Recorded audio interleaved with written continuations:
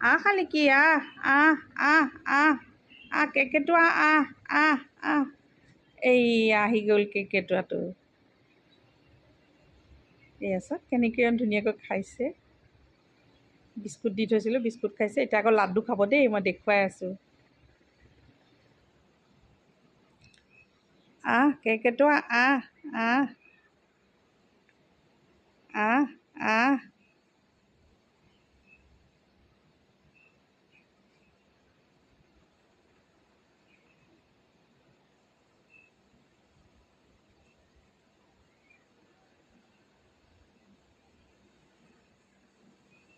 এইয়া লাড্ডুটো খাইছে চোৱা ইমান ধুনীয়াকৈ খাইছে